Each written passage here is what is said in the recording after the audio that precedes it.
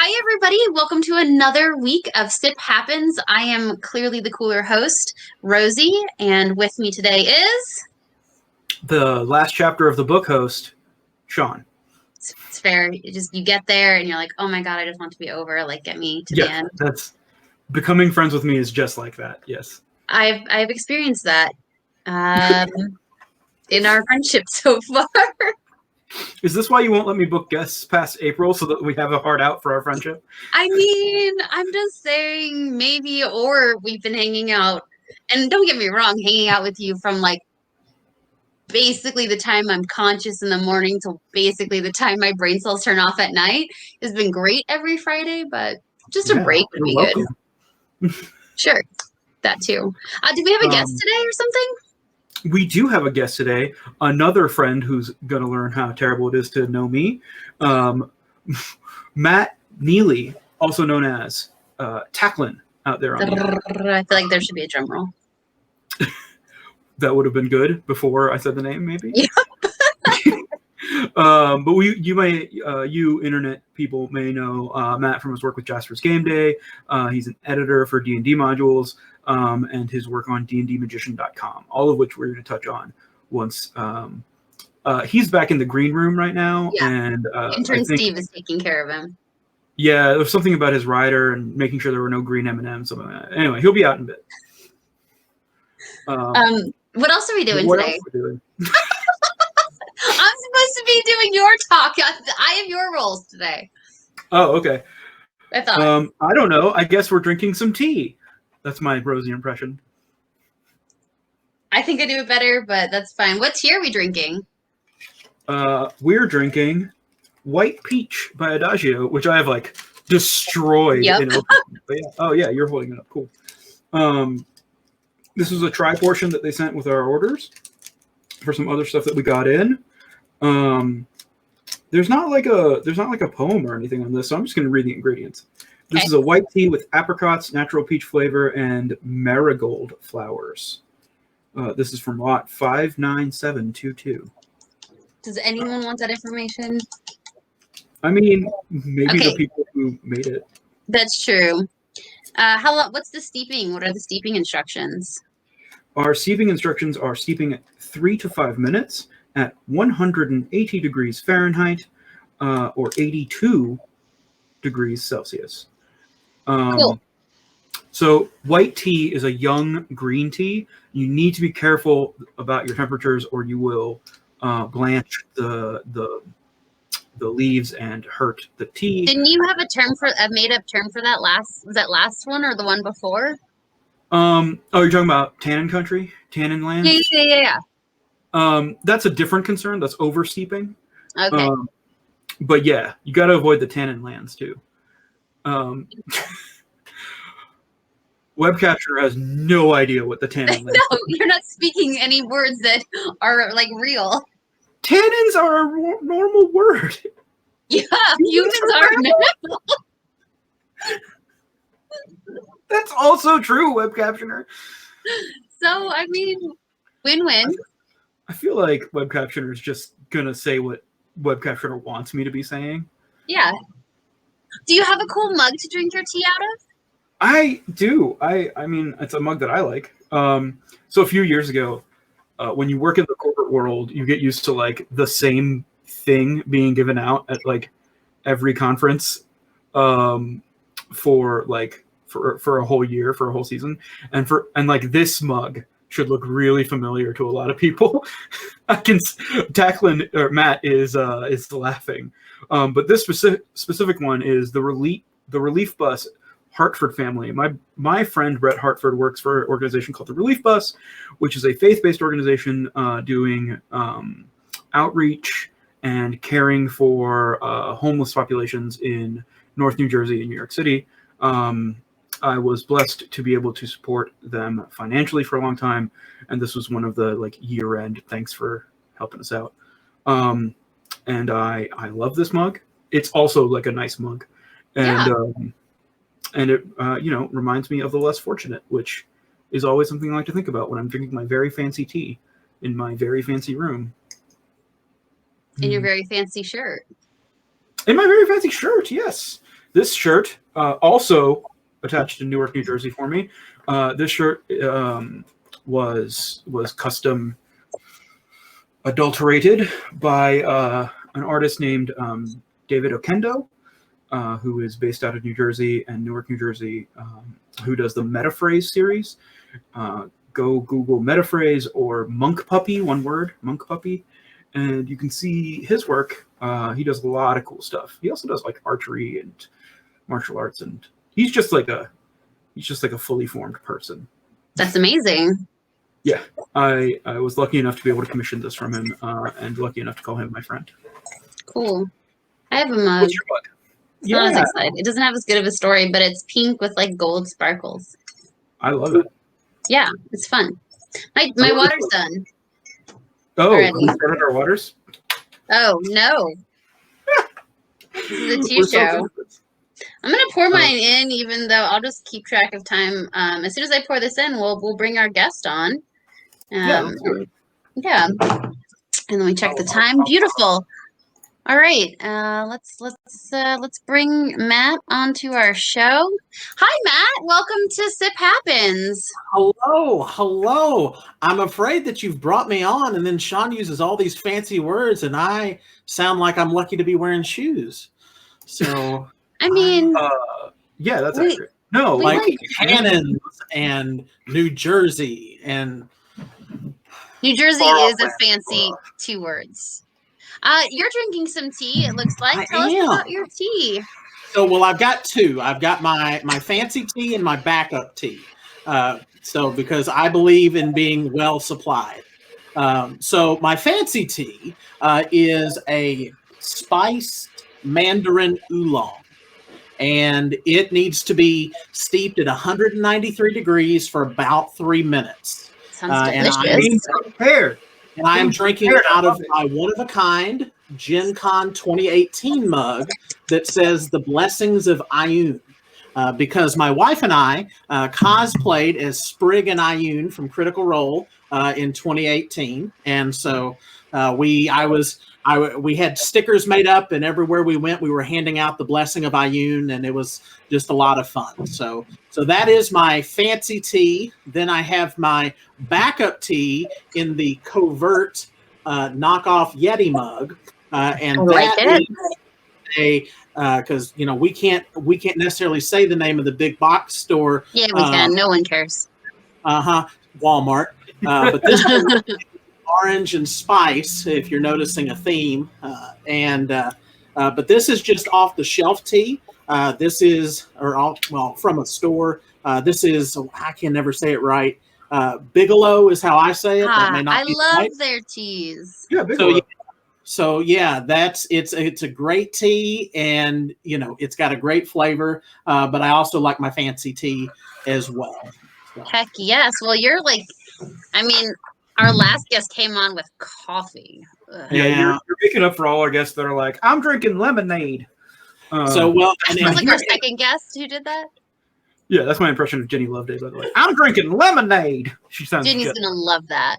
I bet. So now I in hearing Sean talk about tannins, this now wants me to see a tea themed D&D module that just is like using tea terminology, like we've got to go to the land of tannin and go through the sifter of Tavana, and beware the Republic of Tea. Of the 3 of us, I'm the only writer, and that seems like a lot of work for this. Oh, you got it. Well, you said rude. Sean, how many times have I asked you and you're like, I don't like to write stuff, I just want to edit? I met Matt might write things. I don't know. I've hung out with Matt too. Matt's a good writer, but Matt edits. Speaking of which, Matt, you what are you here I have for? I have a note here that you're an editor of D&D module. I am. Hopefully more in the future. Yeah. So I worked with Rosie on her module that she released through Drive-Thru RPG. Go make sure and check it out. It's the New Queen's Handmaiden, and it was a lot of fun to work on. So what was fun about that module was it was taking a standard D&D adventure, but working in the social skills that Rosie uses through Roleplay Lead, and that was, as an editor, a lot of fun. I was specifically content editor, so I was responsible for making sure that everything fit together, basically. So Nice. Oh, small things when it's just me just brain dumping all of the stuff it was onto fun. paper. It was good. I like to collect a stable of editors around me. As Rosie mentioned, I also do freelance editing for modules, but I am fortunate enough that enough projects come my way that I have to turn some of them down, and I always like to add a list of people to that, so I can be like, hey, I'm not available in this time frame. I'm sorry, but you should. Yeah, so I actually got out of editing for a while. Back in the mid 2000s, I ran a small publishing company and kind of saw everything from concept to bookshelf, so it was nice to kind of dust off those skills. So Nice. I got into editing because I words good did amongst my theater people. mhm. And then when they moved into film scripts, I moved with them, and then I moved to prose when one of my friends decided to write a novel, and then I just I don't know. It was weird for me because like I had a hard time writing because I was not that well educated in them words, and so I had to work really hard to learn how to write and write in a way that people want to read, and so it was kind of just had to learn how to do it. So Let me ask you an editor question, because I don't get to talk to editors that often. Everybody's a freaking author. yeah, Rosie, you want to have some tea? We'll talk for a minute. It's fine. I mean, it's not like I She's don't like- edit, And the question's open to you as well. Like, Absolutely. but you did just say let me. Anyways, that's fine. he's the guest. He's the person I ask questions to. It's fair. In the pre-show, she was like, "Don't talk about hats and beards," and I was like, "That's my impression of you, by the way." Hats and beards. You're doing such a great impression of me. This is your second one that really makes me feel good. Well, I loved warm and fuzzy inside. So as an editor, one of the things I hear back from authors is oftentimes they're dissatisfied with their editors, not because their editors are mean or taskmasters or any of those things. I think that's part of the job, is keeping your authors on track, and that's part of the slot zero that you should have with your authors before you start on the project. Right. But because there are some editors out there, and I am honestly not thinking of anyone specific, that have difficulty in not overriding the author's voice. Like, there's a million ways to write any particular sentence correctly, right? And at least for me, it's always about clarity and making sure it's concise and making sure that it is communicating the tone that the author wants. But it's that fine line of, like, word choice can oftentimes define an author's voice. So how do you tackle that? How do you come at that?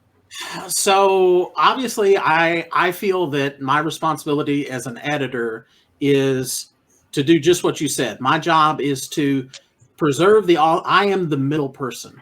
I preserve the author's intention, what they've written, but I also need to make it accessible to the person who is reading it. And sometimes that gets lost in the middle because of a lot of reasons. And so the way I kind of approach it is I like to know, is this an isolated thing or is this indicative of how their work is going to flow? Because if it's a situation where this change is going to be a glaring standout because the rest of the work is going to be that way, I don't want to rewrite their whole thing. And because That's what they're paying for. I don't. I want to, because I think if I rewrote the whole thing, I might as well have written it myself. But what I try to do is sometimes things just don't make sense, and I tend to have a fairly hands-on approach to editing with the people I'm working with. And so what I will do is I will go to that person. And so, like, when work with Rosie, I say, Rosie, this is what you said. Was this what you were trying to communicate? Well, you did like this really cool thing for mine. So like when I wrote again, for that module, it was more just like an idea, and then it happened, and whatever.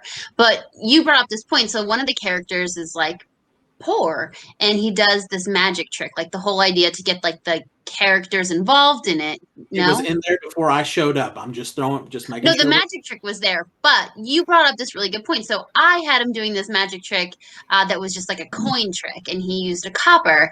And Matt brought up this great point of like, why does a poor kid have a copper? What if it was a button? And it was just something like that small of like a change of just like a Mhm. coin to a button that took that, like that made that particular character more cohesive and made more sense to the story of how his family doesn't have a lot of money. Why would they give him a copper? Yeah.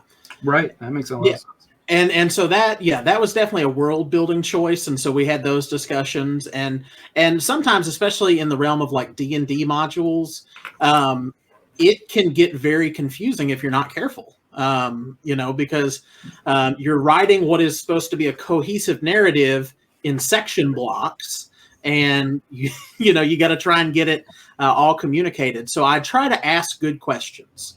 You do ask good questions. And those questions then inform how I need to edit that document. And that's been pretty successful for me. I'm not editing 500-page, huge books anymore.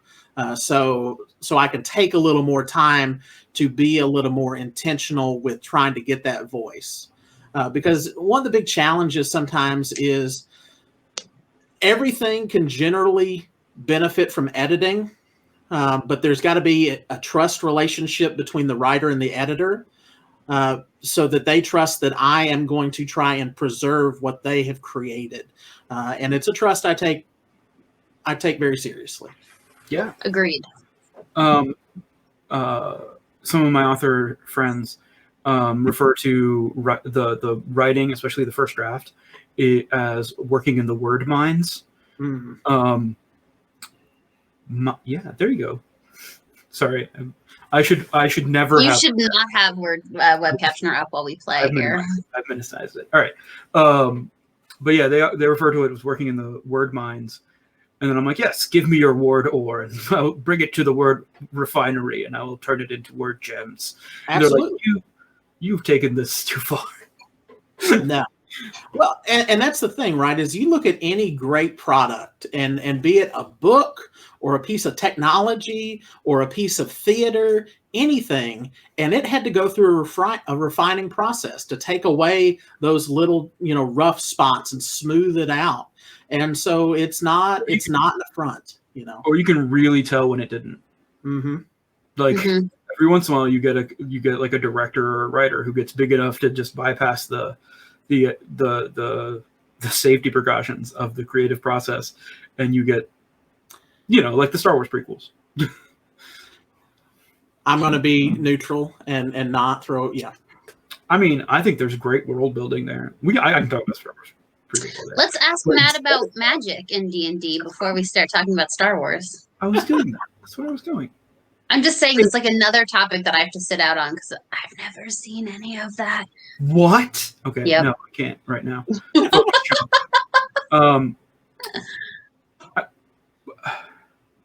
So Rosie, I edited something that you wrote recently. You did.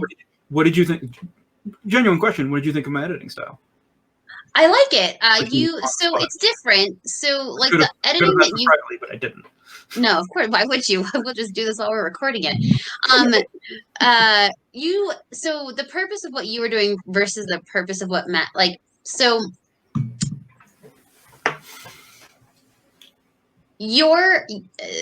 see. Matt and I work together differently because Matt and I were trying to write something that I already wrote that had like its own world versus like the writing that you and I are doing is like fitting a module into a world that already exists and has to fit into a series of modules. So, it's a little different of an approach. Like you're like very much not like asking questions so much as being like, hey, in X module, in this adventure, this doesn't exist. You need to change this, which makes sense. So it's different. But like I so far have had no qualms with anything that you've changed or suggested. I think it all makes sense. A little bit with the armored giant and the giant armored. We could go back and forth about the proper way that should go. Um, but other than that particular critique, in which case I think you're wrong, but you are the editor, so I'll let you have it. That was it. Matt. Yep. Giant armored moose or armored giant moose? Giant. Give it to me again. Giant armored moose, armored giant moose. That's a difficult question. Agreed. Because there is only one right answer, though, Matt. So keep that in mind. We're not saying which side of the fight either of us are on. I think so. Let me give a non-answer. I think that I would say my choice in that, I think either can work. I think the choice that I'm going to go with would depend on what is it you're trying to emphasize in that moment. Okay. So because if you're trying to emphasize the size of it, then yeah, it's a giant armored moose, and that's just crazy, right? Or sorry, it's weird. If you were trying to emphasize the fact that this is going to be a tough challenge, then I would say it is an armored giant moose. So it would all depend on what your voice was, what you as the author were trying to say there. Naturally, just in conversation, I lean towards giant armored moose. And then there was a giant armored moose that ran through downtown and caused havoc. That is a good answer, Matt. That is a good answer.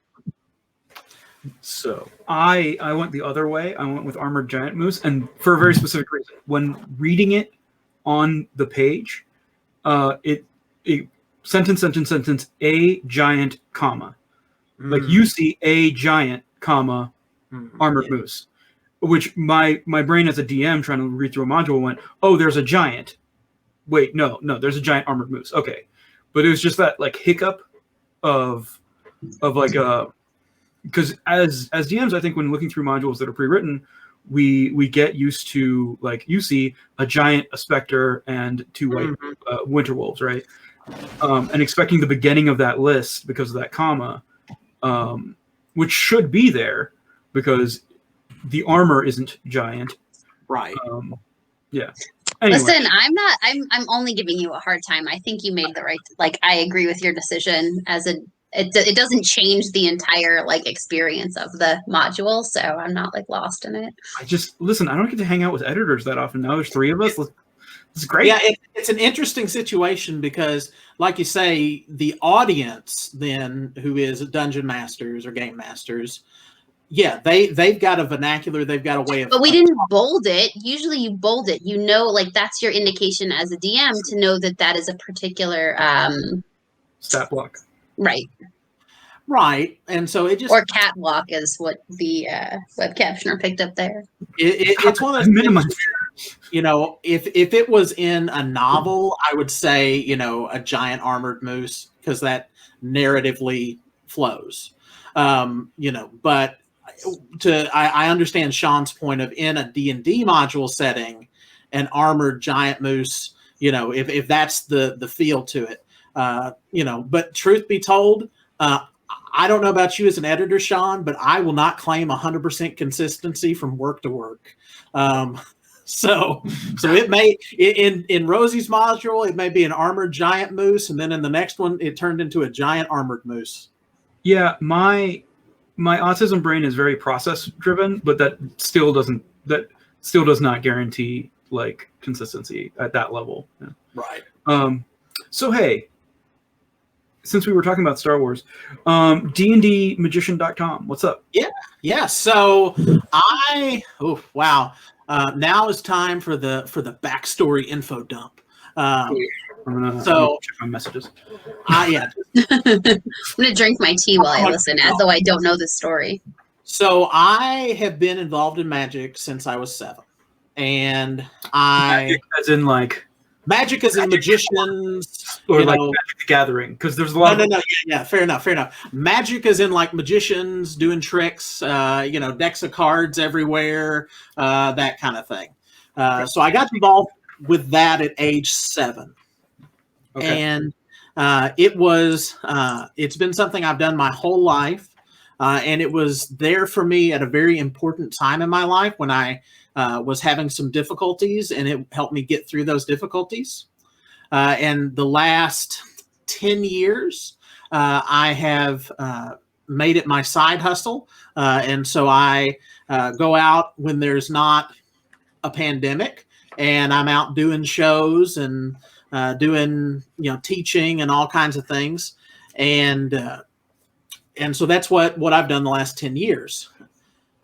Then I got into tabletop role-playing games as a teenager, right around high school, back in 3rd edition.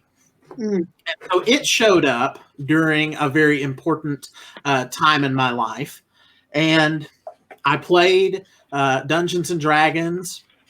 And then, like many, I made the shift over to Pathfinder. And then, when 5th edition came back, I returned home to the fold. And I've played games and run games for many, many years. And this last year, I think a lot of us have just spent a lot of time reflecting on things and like, what is it that I want to do? What is it that, that matters to me?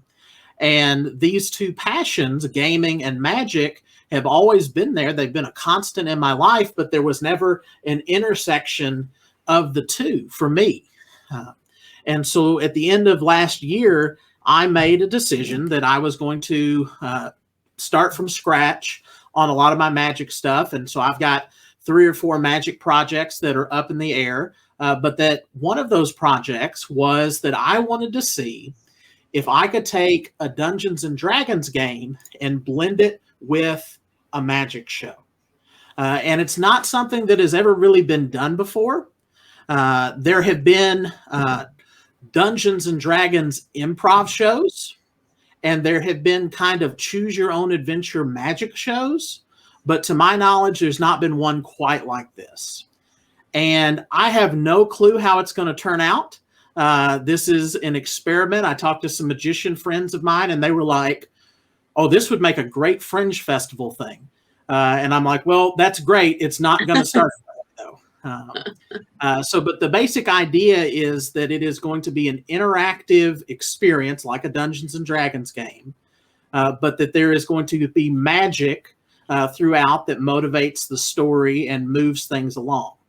It's going to be a very good introduction for people who maybe they play, but their family doesn't, or their friends don't, because it's 5e-ish.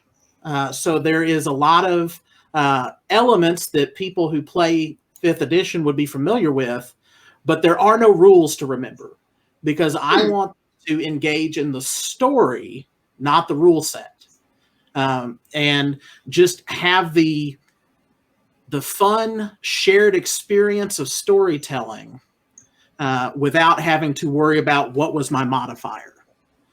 So that's what we're working on, or what I'm working on. And I'm looking forward to it. Our current tentative, kind of, sort of, maybe written in Jello launch date is going to be October. But before then, there's going to be a couple of kind of beta versions of the show that are going to be out there that people can go and see. It's interesting. That's what I'll say. It's been a fun experience. So that's awesome. That sounds really fun. Yeah. Like, is it like, I would want, hopefully I get to participate in some way, shape, or form. You will. So in the ideal world, you will get a group of your friends together to come to the show. I don't have a lot of friends. This is going to be a lot of work. Okay, so first make friends. Me and Matt. That's fine. But you gather a group of people to come to the show. Obviously there will be X number of seats at the table, kind of thing. But you determine where the show goes. You determine the choices that are made, just like in a D&D game.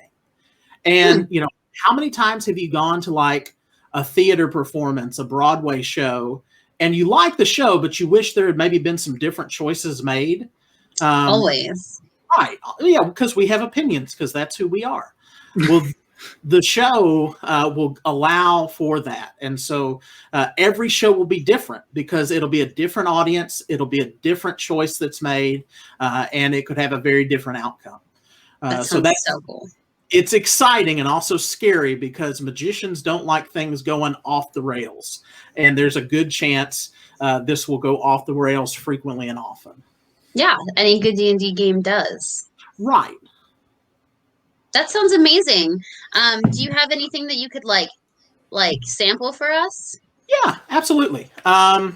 Absolutely. I tell you what, I will. Let's see. What have we got? Okay, I know what we'll do. Okay, you tell me what needs to happen. I will. Don't worry. Just trust. I try. We'll do this with Sean. So this will be fun. Yes, I can just hang out here and drink tea. Now, Rosie, I want you to. I'm going to have you make a choice for Sean. Yes. Oh, this is great. This is my nightmare. Sean can look. I'm kidding. There's got to be trust. So yeah, I think Sean and I are cool. No. Trust with me. I mean, you and I are cool. Okay. Rosie, there's two ways to do what we're about to attempt. There's the easy way and the hard way. Which do you want Sean to have to do? The hard way. Okay. That's right. All right. It's okay, Sean. It's going to be okay. Sean. It's going to be okay. So what we're going to do, Sean, is we're going to do an experiment in thought projection. I'm so excited. You may be familiar with this concept of emotional empathy, how you can have people around you and you kind of latch on to how they're feeling. So we're going to do an experiment that's kind of a little bit more than that. And there's been a bag sitting on my table the whole time. All right, let me get it and hopefully not knock it over. All right, this bag has been sitting on my table the whole time. I'm going to prop it up right here so that it's inside of the camera. In that bag is a D&D miniature. As a DM, I like to have resources available to me wherever I go. And on my phone, I have got a list of random encounters. I've got 100 random encounters for things my players can fight. I recommend any DMs have that because if you could make an entire session out of random encounters and it's a lot of fun. But I'm super excited. What I want you to do, Sean, is I want you to pick a number 1 to 100. The hard part of this is you have to pick. The easy part would have been we rolled dice and came up with a number. But we're going to have you pick. All right, you can pick any number 1 to 100, and let me know when you have that number. I got it. Okay. What number did you pick? 41. 31? 41. 41. Okay. On my phone, I've got 100 random things. Like I said, a random encounter. I'm going to put that up there. I've got a shopping list. I've got random encounters, 100 greatest movies, that kind of thing. Oh, those are good. Though you said 41, trying to see if we can get it, kind of get the zoom in there. All right. I'll get up there. Whoop. It's always a little challenging. Let me get my finger out of the way. What's 41? What's 41? What does he have to fight? All right. Rosie. So close. Yeah, it does not want to. You can just tell us. We'll trust you. All right. Well, it doesn't make for a good trick if you can't see it. So what I'm going to do is I'm going to take a screenshot of it, and I'll send it to Rosie. I'll post it. And she can post it so nobody thinks that I'm cheating. But number 41 on there is a glass golem. Okay? And in my bag, tell you what, in my bag, I have got a glass golem. Now, you may say that's an ice creature or something like that. So on the bottom, you can see that it says a glass golem. Wow. So he's a witch, burn him. I know, right? Well, I hate that didn't show up as well as I would have liked. Ah, I brighten it up a bit. No, that's too bright. So, well, them's breaks, kids. So, but Rosie, I'll send you that picture, and folks at home you can trust. But I tell you what, let me do something else real quick and talk about something that's a pet peeve of mine, and you can tell me if you identify with this pet peeve. Okay.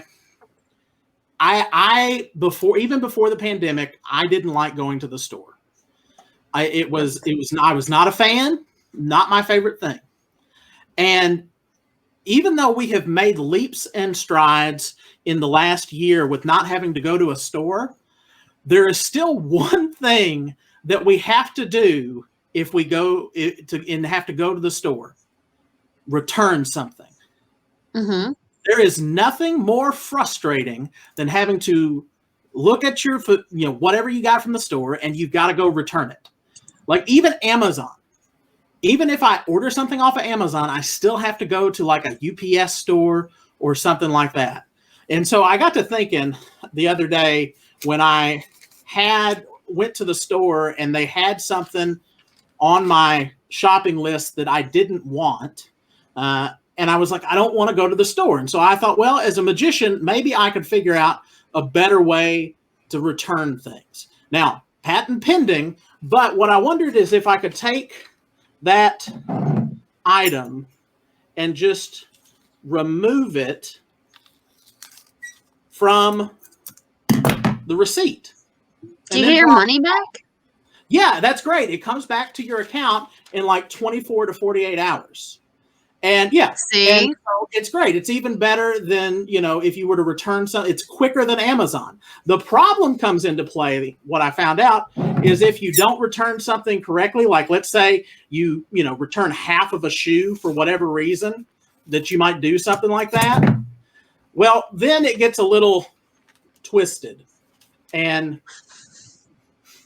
we've been like hanging out for a long time and you've never done any of this for me, and I just love it so much. So hold on, I might have to go back to the store because fix that. This is a little, so that's something that frustrates me, and I'm trying to find a solution for it, and hopefully patent pending, I'll fix having to go to Amazon or the store to return things. So I would appreciate that very much. That was very cool. Right? Yeah. Sean.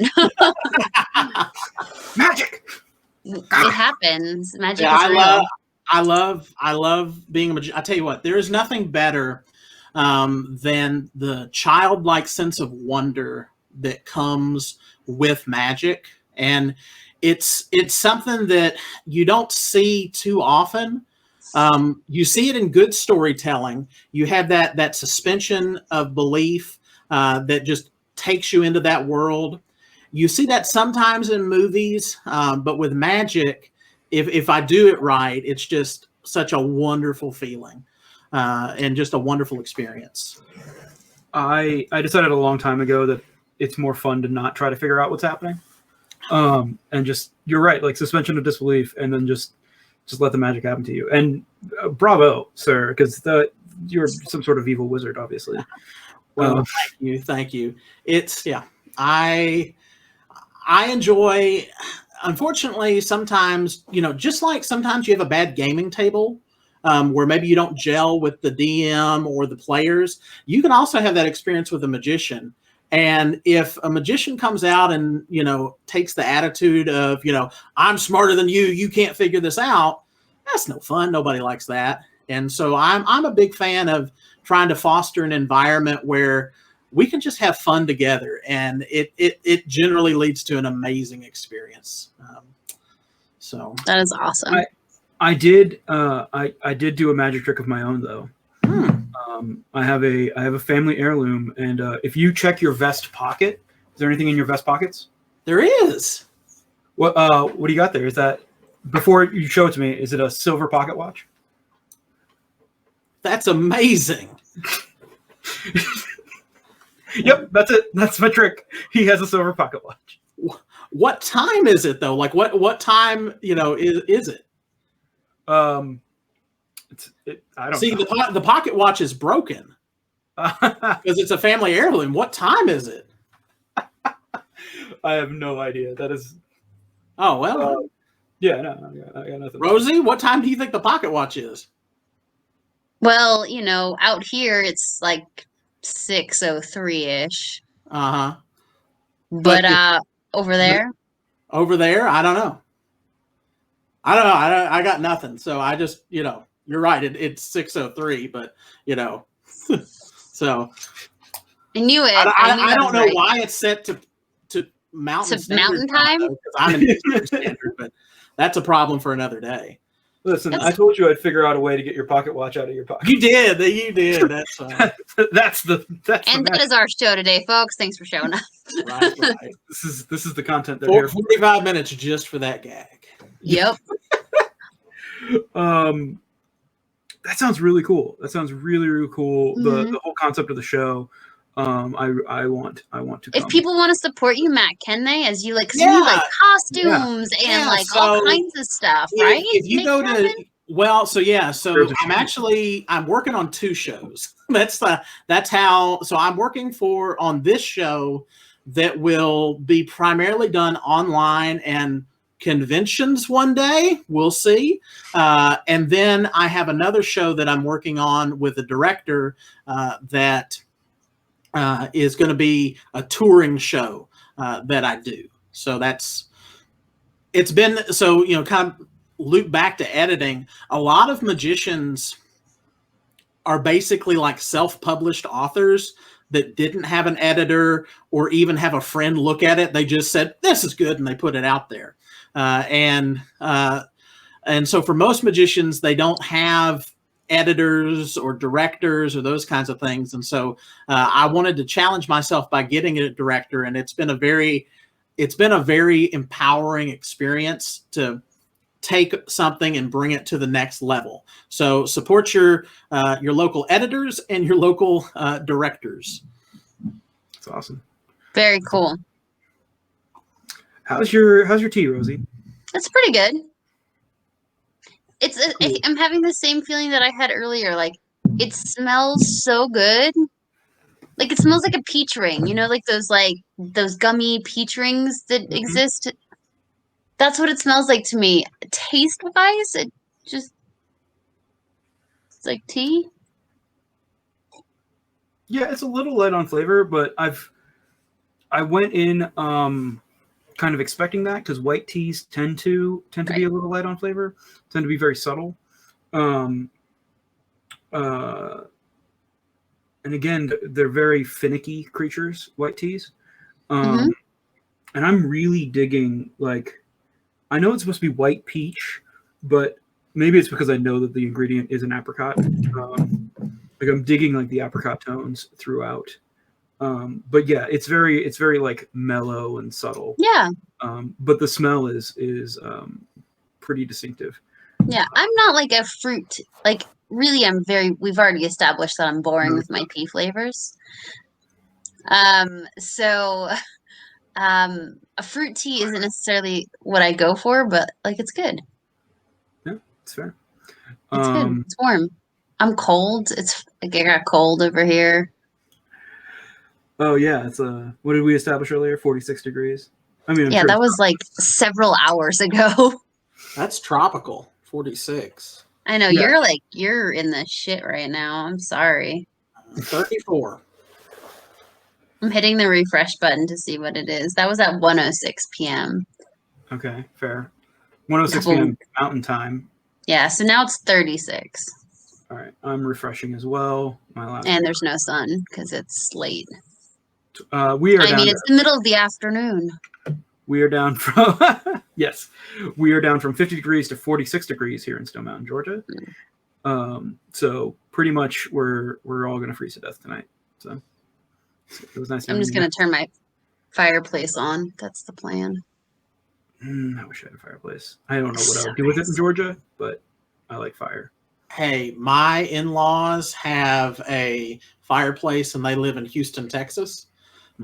which they needed it last week. But Yeah. there's something odd about December in Houston, and you've got the gas fireplace going with the air conditioner. Mm-hmm. Yep. I grew up in Central Florida, where like 60 was the depth of winter. And we had a big wood burning fireplace in our house because the people who had built it were obsessed with a specific style of architecture that required it, I guess. Can And I ask where in Florida? Yeah, of course you can. Where in Florida? Oh, I'd rather not say. Oh, okay. No, Lakeland, Florida, in Polk County. Okay. Yeah. I was born out in California, and then we moved to Lakeland when I was really young, so I grew up in Lakeland. Gotcha. Yeah. But yeah, there was no need for a fireplace. The 2 times we used it, it was gratuitous and bad. But yeah. Very cool. So, Matt. Yes. We should tell Matt the rating system. Is it that time already? Yeah. I mean, you could ask Matt another question. It's fine. We can, but yeah, we're at a little 46 minutes. You can always have me come back, and I can give you an update on how things are going. That'd be great. I understand that, that'll be about 2 years from now with all the guests that you've got scheduled. And like, I don't know how you got that one person who's coming up. Like that is I don't either. Yeah, that was a big get for us. We're really happy. I for one didn't know that Chewbacca did appearances as a character. Right. Well, I mean, I'm sorry, Rosie. Chewbacca is a character from Star Wars. Shut up! I'm not. Okay, let me say this. I thought we talked about this. I saw the original 3 when they came out in theaters before they started releasing the new ones. But I was like a kid, and my dad made me go. And I don't know if you remember last episode and my relationship with him, but like it wasn't fun. When you say original 3, like in the 70s? Yeah, fuck you. They re-released them in theaters before they started releasing the new ones that came out. You're talking about like the remasters that came out around the prequels. I think it was even a little before the prequels because I was a kid. I was little. It was when they when they came out with like THX and they remastered them, and I think that was when they did the first change of the end there. Right. And it's definitely when they added a bunch more CG things that didn't need to exist. So this was, I think, even before the CG. I think the big change with this was the Vader at the end. Like, I think this was when they did one of those changes. But this would have been even before the big CG changes. And the only reason I remember it is because McDonald's had like those commemorative glasses that they released at the same time, and you could get the commemorative glass, and they were selling the video. Like, it was really weird. It's where I buy all my VHS tapes. Hey, that was back then. That was back in the day when Blockbuster was still a thing. So yeah, it's fair. Yeah. Sorry, I have knowledge. No, I love it. We should definitely have you. So I'm thinking that like we just tell everyone that's already agreed to doing it that they have to just come back on the same day every year. There you go. Beautiful. Right? Yeah, we'll just check in with everyone once a year. In a year. Can you tell Matt our rating system? Yeah, I was about to. But I wanted to vamp more and annoy you. So we have a 0 to 5 rating system, Matt, for our how much we like teas. 0 stars would be bad. Would recommend against. This tea is so bad that I can't imagine anyone else would like it. 1 star is fine. I wouldn't order, but I would drink to be polite. 2, below average, would drink, wouldn't buy. 3, good, would buy, not preferred. 3 is kind of like where most teas should be. It's also your like, it'll make more sense when we get to 4. 4, great, we'll order again. And 5 is awesome, must keep on hand. So like if you're buying a package of teas that are mostly 4s and 5s and they have like 1 or 2 3s in there, like that's kind of what you want to look for. But those are the stars. Rosie, they are. What do you got for us? I'm gonna give this a 2. Would drink, wouldn't buy. Yeah. I mean, I'm glad it was like a free sample. That's great. I don't feel heartbroken about it. But if I had like bought this wanting like a peach tea, I wonder how it would be cold, like turned into yeah, like a I cold. think it would. I was actually thinking like some like sweetness to it would be really nice, like ice cubes Yeah. and like a tiny bit of sugar or honey. That's So you fair. want peach sweet tea? That's what I'm hearing. I mean, Yeah. I don't want it necessarily, but I would turn this into it. I love peach sweet tea, and that's why I'm a diabetic. Um, The only reason. It's that's so the much yeah, peach sweet tea. there's no genetic factors. There's nothing else. It's just mainlining Publix peach sweet tea into my veins for 30 years. Wow. Commitment. Yeah. I think this is a 3 for me. I agree. I think that this is fine. I'd be happy with this if it happened to come back to me. But I think that there are better peach teas out there. Marrying the peach flavors with a white tea that's so delicate and difficult to work with, and turning it into something like an iced tea is an interesting choice. But not one that I think, like, if I want a peach tea, I want something that, even if I don't add sugar, like has a stronger flavor profile and is sweeter. And this just doesn't. This is it has like the ghost of a peach in it, which is fine. The But ghost of a peach. that's how. This is the problem with recording a bunch of these in the same day. One of our previous guests described LaCroix as someone shouted the word of the flavor from another room. We've always, which I liked. I did, yeah. My partner and I have always liked to describe LaCroix or any of those like vaguely flavored seltzer waters as containing the ghost of that fruit. I have never actually had LaCroix. It's bad. I mean, lots of people like it. Who am I to say? But I don't. Yeah, I mean, Who am I to say, no but I just judgment did. if that's your drink of choice. It just when I'm walking through Kroger and looking at the drink aisle, LaCroix is not at the top of my list personally. What's your go-to? What's your go-to in the soft drink aisle? Oh, in the soft drink aisle, it depends on like where my paycheck is. Like if it's like end of the month and it's like, okay, we're getting store brand. But if it's like, oh, they've got a deal on name brand, then it'll probably be Coke Zero right now. So there was Coke Zero. I do love a good Diet Dr. Pepper. So Right? It's like the best diet soda out there. Diet Dr. Brown's is good too. So sorry. We've switched to like the Kroger diet, like the Kroger Dr. K or Big K, like generic sodas, and they're really good for generic sodas. Like I was surprised. I would be curious where those are bottled, because a lot of times a lot of the name brand stuff is bottled, differently. I don't think it's bottled by Kroger because the bottle's obviously different, but I don't know. Kroger off-brand is surprisingly good. Yeah, I agree. Matt, Rosie, what do you are rate your tea?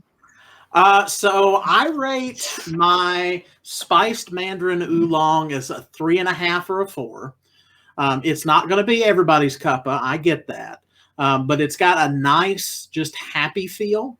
And that's good. My backup tea, which is my orange and spice off the shelf Bigelow tea, is a 5 out of 5 because I keep at least 2 boxes in the house at all times. I will normally, if Rosie and I are going to talk or something like that, it's like, got to make some tea. But also it tastes like fall to me, and that's my favorite time of year. And so I take a drink of it and it's just like, it's just good. Awesome. I love it. And the other thing I would say, because I don't want to presume that all of our audience watching the show, I love that it's our audience now. But I love that 100%. That everyone, I don't want to presume that everybody who watches is like just a tea connoisseur, because I'm not that good at one. Like I've got the fancy presses and stuff, But I like this because it's hard. Like if you just want to play with tea and you want something that's not Lipton Black, this is good because you can mess up the temperature. You can let it steep too long and it still tastes good. I like it. I like it. You don't have to fear the tannins. You Right. don't. This is mostly Hey. Bigelow. This is mostly Twinings. Like these are my bag tea. I don't think I've ever said this. My partner's beautiful grandmother made these. Oh wow. Yeah, It's awesome. There's 4 of them. There's a small one over here, and then there's another somewhere else. That's pretty. She's dead now, so you can't give her that compliment directly. But I'm sure she's looking down from Catholic heaven and smiling. Beautiful. Hey, I'm just gonna wrap this up. Hey, Matt, where can people find you on the internet?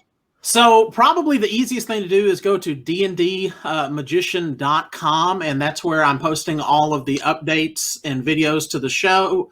And also it's got the links to my Ko-fi, and I do have a Patreon if like this is something that you like and want to throw a few bucks my way to be invested in the show. That's the way. I also saw y'all's episode that you had with Devin from startplaying.games. And so I actually signed up for one of those for an account on there. So I'm going to be running games on that in the hopefully not too distant future. So you can book me on that. So and then on Twitter, Matthew T. Neely is my handle. And that's where I'm probably most active on social media, which means not very. Mm-hmm.